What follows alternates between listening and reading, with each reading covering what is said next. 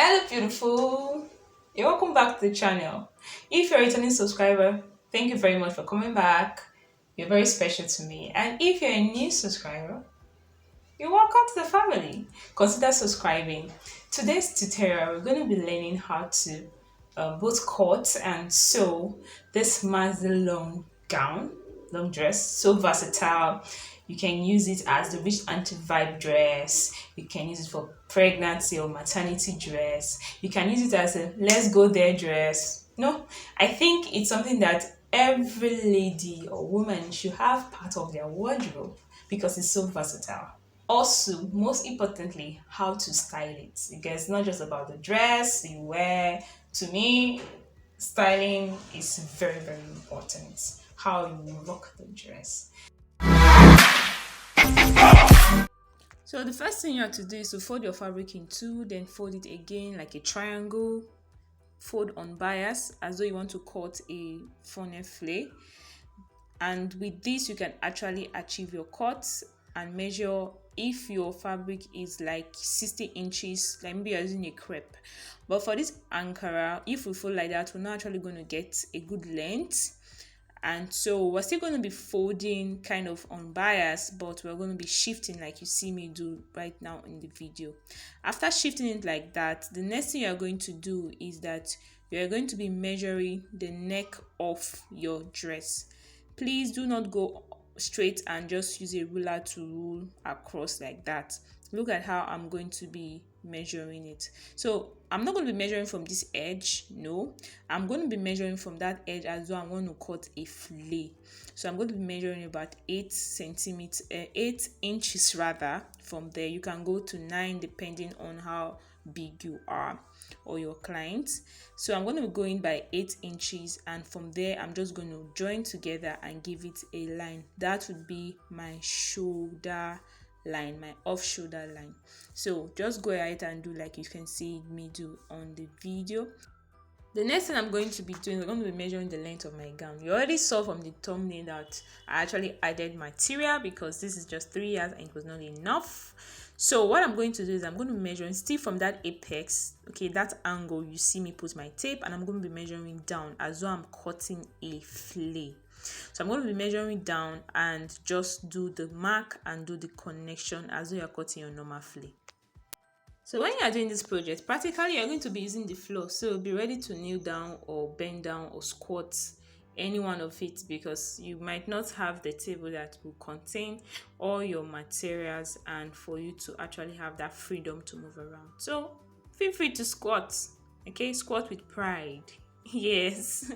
Now I'm just going ahead to check my measurement from that particular point to see if I actually did try to get all my measurements rightly. So I'm just going to do that. Then after which, the next thing we are going to do now is we want to create the off shoulder. Now basically off shoulder, I was trying to show you guys how to take your off shoulder measurement, but I was not rightly placed on the video. So I'm just going to be going in by 6 inches, okay? Majorly for most persons it's 5.5, 6, but do your measurement and make sure you get it right. Then from there I'm going to be going down by 2.5 inch for my armhole. You can go down 2.5, 3 inches depending still on how the size of the person that you're making the dress for. 2.5 inches so fine for me, so I'm using 2.5 inches. The next measurement now is my bust measurement. I'm going to be dividing my bust measurement by 4. Remember that your fabric is folded into 4, okay? So I'm going to be taking it by 4, and I'm going to put in 1 inch for ease allowance. Then I will add my normal allowance also to it, okay? Don't forget to put that 1 inch for ease allowance. It's not a tight dress, it's actually free. So after taking my bust measurement, I'm just going to connect my armhole just like that, and from there I'm just going to be drawing a line with my bare hand. If you have a ruler, please use it. I don't have, so I'm going to be drawing it like that. Woo, yeah, hooray, I did it. So after cutting it like that, I'm just going to cut out. Now let me explain to you if you're going to cut the entire material with the same fabric. What you do is just like you're just going to put your tape on that place we took our measurement at first, okay, and then take it to the desired length that you want to cut at that edge, as you see me doing right now on the video. Then mark your measurement there. Mind you, you're going to be joining materials. I believe you've seen that already in the picture that is on the screen right now. You're going to join material, extra fabric, to these end parts, okay, so that you can actually get your desired length. And then you're going to cut it still like a fillet and cut it off. It's that easy. It's that easy. So, but me, I'm not going to be doing that. So this is me doing my own thing. Okay, so right now, to complete my entire length of my dress, I'm going to be using this fabric. What I just did was to calculate how many I need to complete my length and add my allowances to it, and I'm going to be cutting it straight. I'm not giving any flay, I'm cutting it straight, and I'm going to be gathering it to give it that fullness you saw at the end of my dress and the effect, the wobbling effect. Now, how do I know that the length I've cut is enough to give me a gather? This is what I do. I don't have a calculation for it.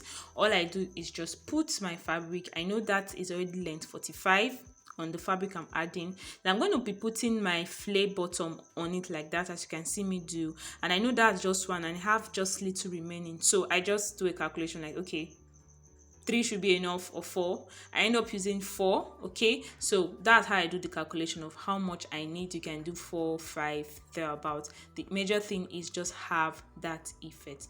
The next thing right now I'm doing is that I'm going to cut a lining for my neckline, my neck region. I'm not going to be using bias, but if you're using bias to turn your neck and your armhole, it's totally fine. You can skip this step, but I'm going to be using fabric so that when I wear it, and even if the cloth come out, it will still be showing the main material. I just think it makes it look more neat. I don't know. That's my personal opinion though. So what I'm doing right now is just going down by about 3.5 inches, and I'm going to be drawing somehow like, it's not a perfectly straight line because we have something like a curve on the neck.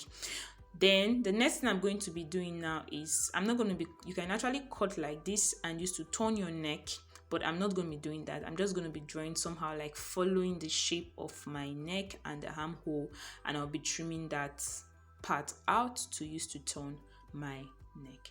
The next thing now to do is to cut your strap. Now I'll be using 1.5 inch so that I can actually wear a bra inside and I'll be totally fine because the hand of the bra is not going to show. So I'm using 1.5 and I measured this by 11. So you can use 12. Mind you, the longer the strap, the lower the off shoulder of your dress. Now I've gone to stitch one side in and I'll be showing you how I did it with the other side. You can see how neatly and fine it is. I went ahead to, and you can see what I meant by putting the material still at the turning. So it's all looking good, and I'm going to show you how I actually achieved this right now. Now what I did is that I already marked like 1/2 inch from the shoulder on both sides, in fact on all the 4 fabrics.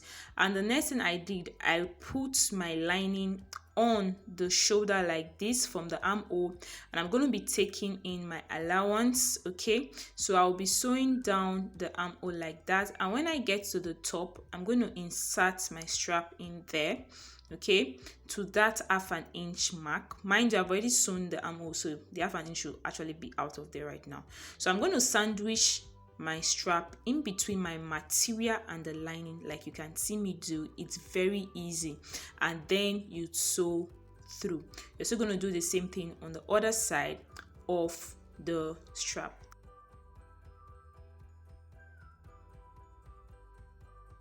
I just remember there was once upon a time I could not sew an armhole this fast or straight because it was a curve. If you're there right now, just know that you're going to improve with time, okay? Keep making progress.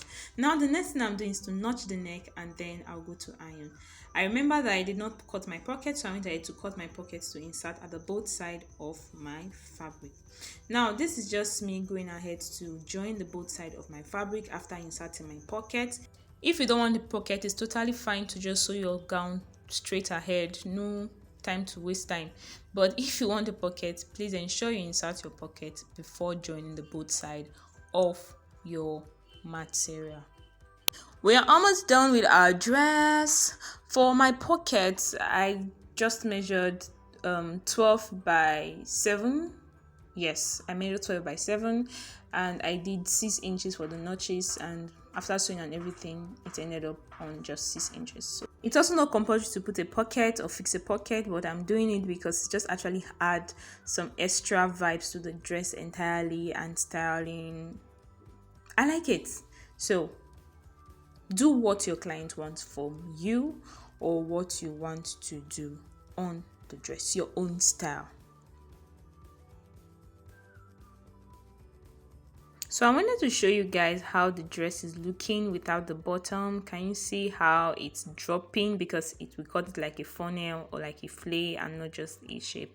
Now this is the pocket I was talking about. You see how nice and fitting it is at the side, almost invincible, and my hand can fit into it just perfectly.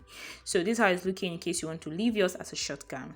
I'm going ahead now to join my gathers on my dress, and that's the last thing for the dress before we go styling and taking nice videos and pictures so that you all could see.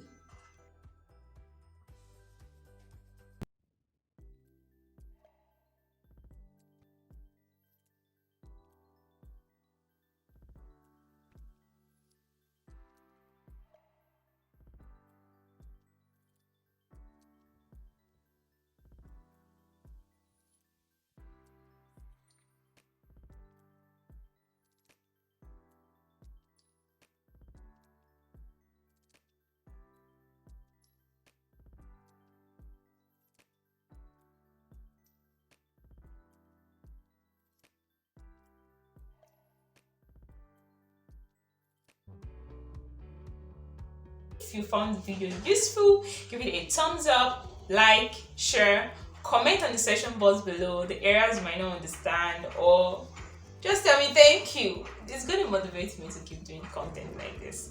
And also you can follow us on our social media handle on Instagram, Facebook groups, and also I'm going to link them down in the description box below. So go and check it out, guys.